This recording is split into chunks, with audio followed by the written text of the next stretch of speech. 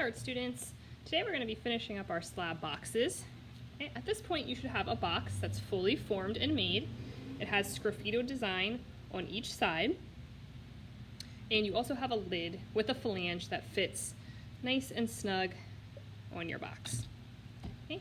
The last thing we need to do is address the lid, and we're going to want to put a handle on the lid so it's easy to take it on and off. Alright, so some tools we're going to need. We're going to need this tool.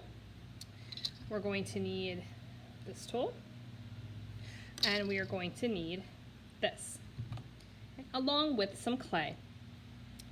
Because I'm only adding a small portion of clay for my handle and my lid, I don't need a lot of clay. This is actually probably way too much. Something like this would be fine. If you're just getting small amounts of clay to add, you don't need to wedge a tiny piece like this. Just simply by squeezing it back and forth in your hands a few times, you'll be good and no air pockets will be in your clay. All right, so let's talk about what we're going to add for our handle here.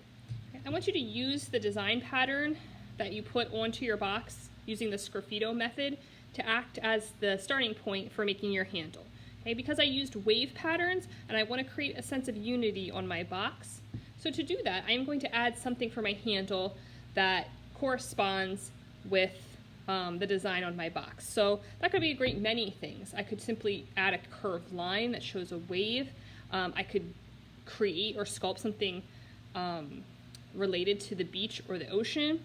It does not have to be like a realistic sculpture. It could simply be some sort of design that you put that acts as your handle. Notice I'm working on a canvas mat so my clay doesn't stick. I'm going to make sure that I scratch and slip all of my pieces, and the water bottle really comes in handy here, so make sure you're using some water to help you mold the clay and blend in all of your seams. Okay, so like I said before, we want to create some unity between your box and your handle.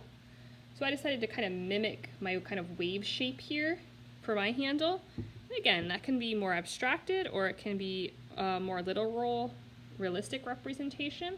But the really important thing here is that when we join our clay together, we are scratching and slipping, and we are using our wood modeling tool to blend in any areas where you've added. Okay, if you do not blend in your areas to your lid, the chances of them popping off in the kiln are very high.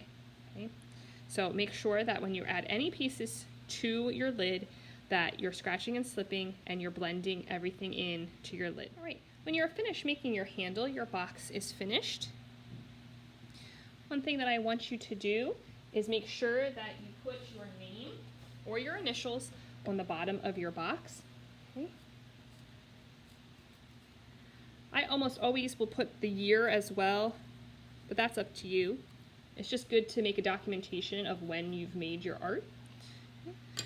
Your lid does not need that, but your lid can now go and rest and sit on your box, and it is finished, and it can go on the cart so it can go into the kiln. We are not going to paint the lid with the engobe or use sgraffito. When we talk about glazing methods here in the next couple of weeks and we glaze all of our little projects, we will be addressing the lid with a different type of glaze. Okay? So we're now finished up with slabs. We've created join slabs like this box, we've created relief slab, and we've also created a drape slab. The next thing we're going to get into is how to hand build using coils.